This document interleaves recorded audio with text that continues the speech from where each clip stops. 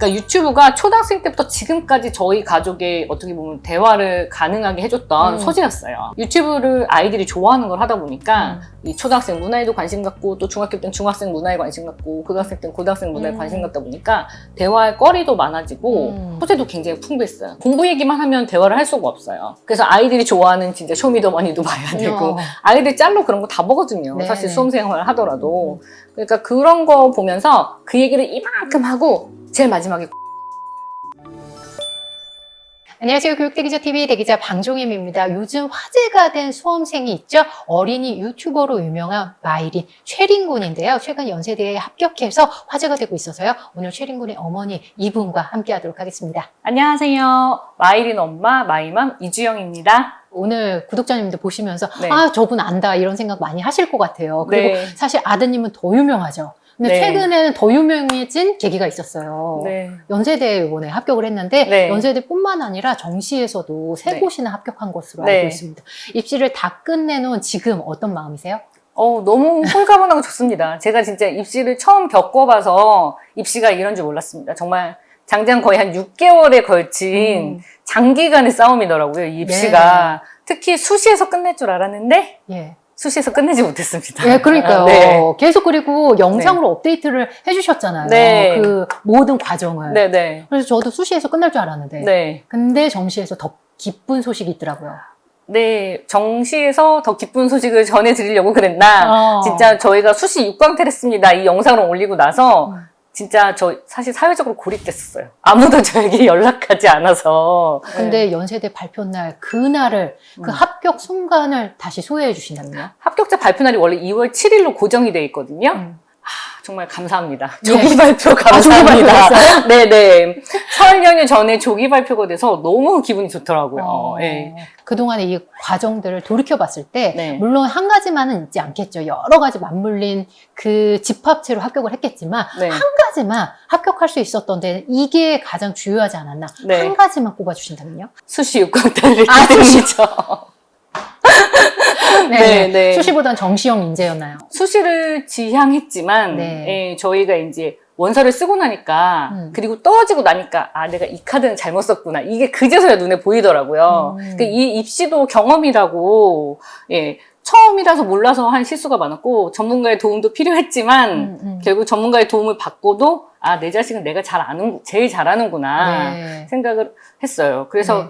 이 정시 합격의 그 비결이라고 하면 저희 아이가 의외로 또 외고에 다니면서 수시를 준비했지만 또 수능에도 재능이 있었어요. 그러니까 고등학교 1, 2학년 때보다 3학년 때 더 포텐이 있었다? 고3 때 포텐 읽기가 쉽지가 않은데요. 예, 근데 그 외고에서의 그 어려운 공부들 있잖아요. 네. 외고 애들이 정말 다 내신의 신이거든요. 외고 시험 문제가 굉장히 어떻게 보면 지역적으로 나오는 경우가 많아요. 네네. 그래서 아이들이 암기도 잘하고 또 특히 언어에 소질 있는 친구들이기 때문에 뭐 국어, 영어 시험이나 사회탐구 시험은 굉장히 잘 봅니다. 예.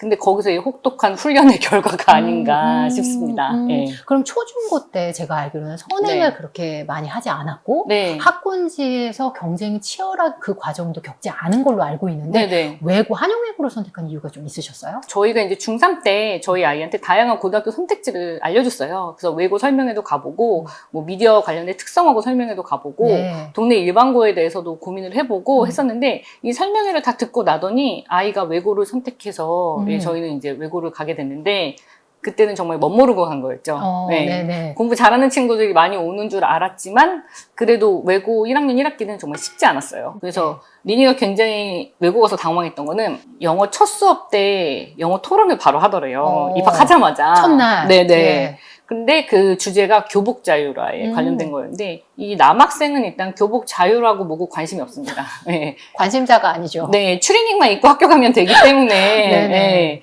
그래서 할 말이 없는데 애들은 영어로 막 얘기하고 자기는 이러다가 다 왔다 그러더라고요. 예. 다행히 그게 뭐 이렇게 수행에 막 크게 영향을 미치거나 이런 건 아니어서 그냥 외고에 대한 경험으로 그날 하루 하고 왔는데요. 네.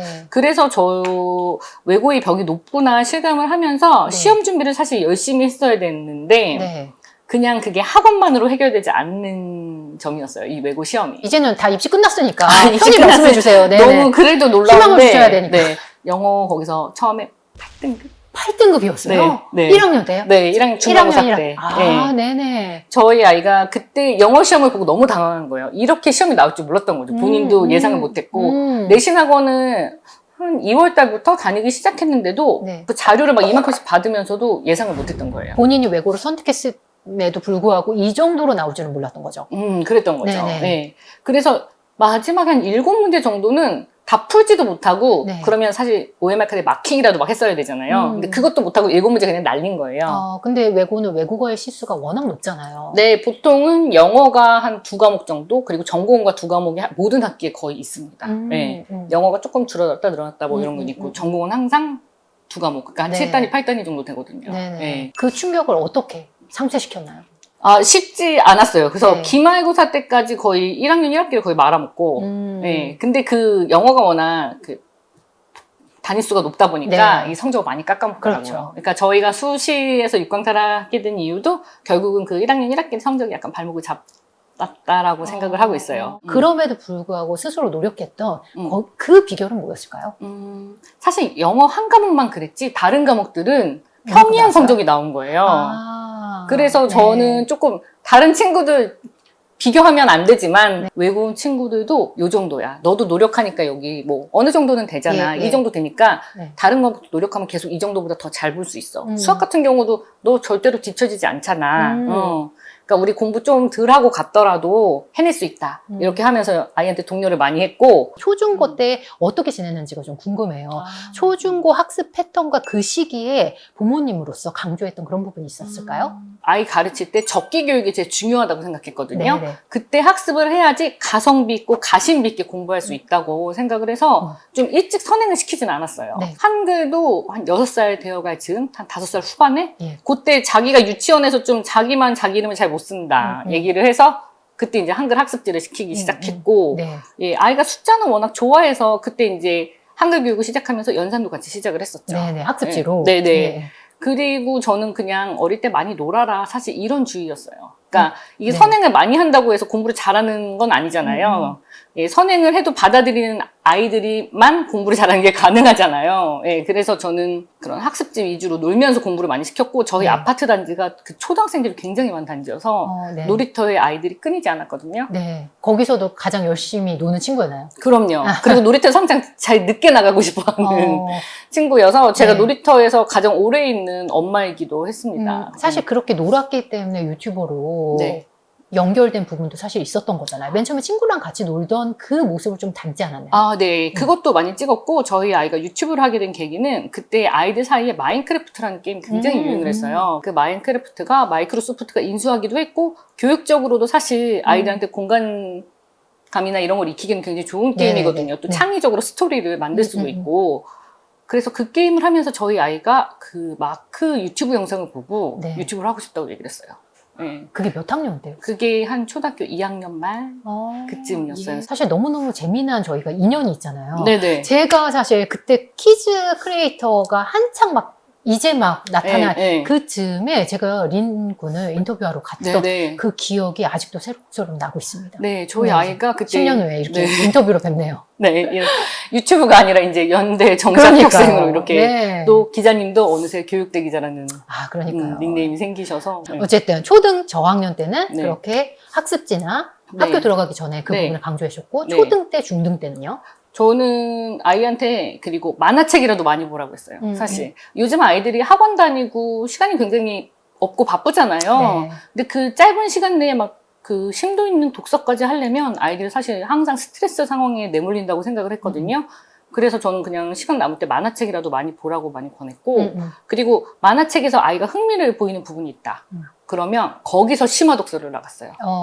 그러니까 만약에 아이가 Y를 읽고 뭐 한국 역사에 관심을 가지게 됐어요. 그러면 역사 만화 전집을 딱 들었다. 그럼 그거 다 읽어요. 그럼 또 다른 역사 만화 전집 여러 가지가 있잖아요. 유명한 게. 그럼 그걸 또 하나 읽으라 그러고 좀 더 관심이 생긴다 그러면 이제 같이 서점에 가서 원하는 역사책 골라라. 원하는 책 엄마 오늘 다 사줄게. 이러면서 하는데 아이가 어쩔 때는 뭐 세계전쟁 100년사 이런 성인들이 보는 그런 역사책을 골라갖고 와서 그것도 열심히 읽더라고요. 그리고 저희 아이가 또 축구를 좋아해서 축구 경기를 한 초등학교 5학년 때부터 굉장히 열심히 봤거든요. 근데 서점에 가니까 또 축구 전략서를 사는 거예요. 근데 그것도 성인들 취미서였어요. 네. 예, 뭐 프리미어 리그의 역사, 축구 전략 전술에 의해 이런 성인 취미서를 보면서 어떻게 보면 그때 글을 읽을 수 있는 능력을 조금 키운 거 아닌가 싶더라고요. 네. 특별히 국어학원을 뭐 활용하거나 그러진 않았으면 또. 아, 네네. 물론 그때도 학습지 국어를 계속 하고 있었습니다. 네네. 예. 그러니까 저희가 유튜브를 하면서 학원을 다니기가 사실 좀 쉽진 않았어요. 왜냐면 이게 유튜브도 찍기도 하고, 뭐 외부에서 불러주실 때도 있고, 그 당시 인기 있던 뭐 도티님도 만나러 가야 되고, 막 하기 때문에 네네. 학원을 다니면 거의 반도 못 가서 제가 사실 돈이 너무 아까운 거예요. 그래서 학원을 끊고 학습지 위주로 했고, 근데 학업의 끈을 놓지 않도록 했어요. 어떻게 보면 학습지로 근근하게 이 영어도 하고, 뭐, 국어도 하고, 뭐 어떤 때는 한자도 하고 하면서 두세 과목은 좀 꾸준히 했던 것 같아요. 그러니까 저는 이제 학습지의 뭐 문제 퀄리티가 아주 좋다. 뭐 아이한테 굉장한 지식을 준다. 뭐 이런 것보다는 매일매일 할 게 있다? 이걸 하면은 엄마가 뭐 보상을 준다. 약간 이런 개념으로 해서 저도 까먹고 있었는데 최근에 저희 아이가 다른 채널에 나가서 그 얘기를 하더라고요. 네. 엄마가 학습지 다 하고 나면 게임을 10분 시켜줬는데 그게 정말 개꿀이었다고 그렇게 얘기를 보상이. 하더라고요. 예. 그래서 아이한테 공부를 하면 뭔가 너도 즐거운 걸 해야지 하면서 이렇게 조절을 했던 것 같아요. 초등학교 때 네. 많이 알아봤기 때문에 네. 학원을 선택하는 것도 굉장히 제약이 있었을 것 같아요. 저희 동네가 학군지가 아니다 보니까 일단 학원이 별로 많지는 않아요. 예, 예. 예. 그리고 이렇게 소규모로 하는 학원이 많아서 사실 초등학교 때는 그런 학원을 좀 다녔었고 그래서 제가 초등학교 5학년 겨울방학부터 이제 수학학원을 보내기 시작했어요. 이제 그때부터 어떻게 보면 수학 선행이 좀 시작된 거죠. 예. 그렇게 했고, 영어는 정말 가락원이 없더라고요. 예. 저희 동네도 아이들이 1, 2학년 때부터 다 다니기 때문에, 네네. 예. 그래서 저는 이제 영어는 과외로 영어를. 예, 시작을 했고, 네. 코로나 시기여서 학교를 안 가고 아이들 시간이 굉장히 많잖아요. 네. 그래서 과외 선생님께 자주 오시라. 중학교부터. 네. 저도 굉장히 많이 받는 질문이 어머니들이 어디까지 하고 외고 갔나요? 아, 맞아요. 이거 진짜 많이 물어보세요. 근데 저는 솔직히 말씀드리면 사실 수원 개념 정도까지 선행을 하고 갔어요. 예. 이제 외고라서 사실 수학이 그렇게 아주 중점 과목은 아니라서 좀 그 정도 하고도 버틸 수 있었던 게 있었고 네. 아이가 수감이 좀 있어서 네. 그럼에도 시험, 따라갈 수 있었다. 예, 따라갈 수가 있더라고요. 예, 그래서 그 정도 선행을 하고 갔고 영어는 정말 고등학교 가서 진짜 고생을 했는데 네. 이제 저희 한영외고 같은 경우는 특히 중국어과 같은 경우는 일단 중국어 경험이 있는 친구들이 굉장히 많아요. 중국에서 살다 온다든지. 국제학교를 다녔다든지 중국에서 잠시 갔다 왔다든지 그게 짧은 기간 아니고 뭐 중국어 프리토킹 가능할 정도, 영어 프리토킹 가능할 정도. 그래서 한 반에서 한 반 정도는 해외 경험이 있는 친구들이고 뭐 영어 유치원 나온 친구들도 많이 있었어요. 일반고 갈 걸. 네. 이렇게 후회하진 않았나요? 저희 아들이 네. 엄청 또 팔랑깁니다. 예, 그리고 친구 따라 강남 가는 스타일이에요. 중학교 때도 엄마 오늘 누구 학원을 빠진다는데 나 오늘 또 빠지면 안 돼 같이? 뭐 엄마 누구는 학원 끊었다는데 나도 끊으면 안 돼? 이런 전화를 제가 수시로 받았거든요. 저희 아들은 그냥 잠수를 타면서 째거나 엄마 나 오늘 안 갈게라는 통보 정도. 예. 그렇게 해서 저희 아들은 어떻게 보면 이 중거 집단이 누구냐에 따라서 굉장히 많이 변하는 스타일이에요. 고1, 2, 3부터는 네. 학원은 대치동을 좀 활용을 많이 하셨나요? 네, 예비 고1 1월 달부터 대치동에 학원을 보내기 시작했는데 그때 뭣도 몰랐어요, 진짜. 그래서 친구한테 물어봤더니 이미 레테는 12월 달에 더 본다는 거예요. 그래서 제가 처음으로 잡을 수 있는 레테가 시대인재밖에 없었어요. 그래서 시대인재 레테를 보러 갔는데 네. 시험 범위가 수 상암 1, 2 미적까지. 어. 근데 저희 아들은 수 1까지밖에 안 했다고 말씀드렸잖아요. 그래서 아들이 나와서 화냈어요. 엄마 나 모르는 문제가 반이어가지고 지겨워 죽는 줄 알았어. 그러니까 저도 대치동이 처음이라서 아이한테 어떻게 보면 뻘짓을 시킨 거죠, 제가. 예. 그 후로는 이제 어찌어찌 레벨을 받아가지고 네. 수학학원을 딴 데 잠깐 다니다가 네. 이제 한영외고 내신 전문 학원으로 가서 공부를 하게 됐어요. 그 네. 대치동을 다니면서 어떤 부분을 좀 주안점을 두시면서 또 노력하셨던 부분이 있으셨을까요? 뭐 입시 정보라든지? 저는 최상위 친구들은 바라보지 않았어요. 그거는 나와 다른 어나더 레벨이다. 예. 네네. 최상위는 최상이고 우리 아들이 갈 길은 따로 있다. 음. 이렇게 생각을 했고요. 저도 교육 정보에 워낙 문외한이었기 때문에 그 당시에는 이제 유튜브에 이런 교육 정보 있다는 것도 사실 잘 몰랐어요. 네. 그러니까 유튜브를 하면서도 그거를 활용하지 못했던 거죠. 그래서 뭐 학교에서 하는 설명회 일단 기본으로 갔고요. 그 3월 달에 각 학교에서 하는 설명회가 저는 가장 중요한 알짜 정보라고 생각합니다. 그러니까 학종에서 우리 선배님들이 어디 갔는가가 제일 중요해요. 그래야지 내 아이도 그 등급에 맞는 비슷한 등급에서 갈 수 있는 학교가 정해지거든요. 그래서 학교에서 하는 설명회가 가장 중요하고 그 다음에 이제 내신학원에서도 사실 설명회를 해줘요. 네네. 네. 그리고 외고기 때문에 굉장히 모수가 작고 정보가 한정돼 있어서 사실 이런 대형 설명회는 사실 잘 맞진 않았어요. 저한테는. 근데 그 선생님들이 이렇게 말하면서 슬쩍슬쩍 흘리는 그 실오라기 같은 정보가 있거든요. 예. 예, 그래서 그런 거 캐치하러 대형 설명회를 좀 다녔었죠. 최린군은 10살 때부터 유튜브를 했고, 그리고 네. 그 수험 과정을 또 꾸준히 올렸잖아요. 네네. 이 업앤다운이 계속 수험 기간 동안 있었을 텐데, 네. 그럼에도 불구하고 응원해 주시고 올릴 수 있었던 그 응원의 또 원동력이 있었을까요? 저는 일단 고3이 되면서부터는 그냥 애한테 100% 오케이 하자고 제가 뭘 마음을 하든. 먹었어요. 예, 뭘 네, 하든. 네. 학원을 안 간다 그래도 오케이. 뭐 약간 잔소리 보탤 수 있죠. 네. 야, 공부 못하는 애들이 수학학원 안 가고 영어 공부하는 거지. 너는 왜 그러냐. 막 이런 얘기 하면서는 하지만 알겠어. 엄마 그럼 가서 자료 받아올게. 이렇게 하면서 그 오케이를 하겠다고 마음을 먹었고 그냥 어떻게 보면 심기 안 건드리려고 노력을 한 거죠. 고3 때. 네. 그런 걸로 괜히 싸워서 네. 큰 손해 보지 말자. 영상이라는 게 뭐 오늘 올라간다고 해서 그 전에 찍는 건 아니잖아요. 또 미리 찍어서 편집해 놓을 그렇죠. 수도 있고 네네. 하기 때문에 뭐 그런 스케줄 조정이라던가 아니면 컨텐츠도 아이한테 시간 많이 드는 컨텐츠는 좀 안 하도록 그렇게 했던 것 같아요. 그래서 좀 최대한 압축해서 찍을 수 있는 컨텐츠라서 어떻게 보면 제 차에서 제일 많이 찍었어요. 리니 고3 때. 그러니까 1, 2학년 때는 리니가 학교에서도 많이 찍었어요. 아이들 학교 생활도 너무 재밌기도 하고 또 외고만의 특별한 경험들이 있거든요. 그래서 외고 생활 재밌게 찍었는데 이 고3이 되니까 교실에서 찍으려고 이 말하는 것도 조심스러운 상황이 된 거예요. 네. 네. 다른 친구들이 또 어떻게 생각할지 모르니까. 네. 그리고 다른 친구들도 굉장히 예민하고 또 쉬는 시간도 다 그 애들이 자습하는 시간이라서 시끄럽게 할 수가 없어요. 네.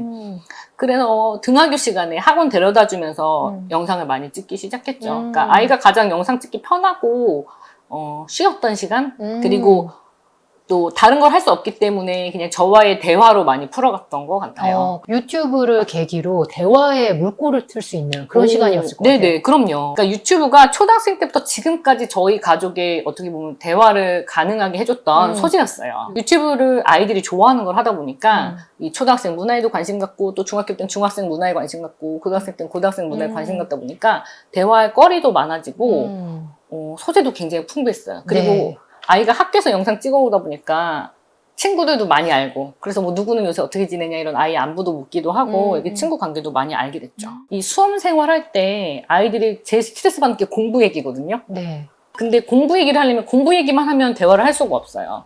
그래서 아이들이 좋아하는 진짜 쇼미더머니도 봐야 되고 아이들 짤로 그런 거 다 보거든요. 네. 사실 수험 생활을 하더라도.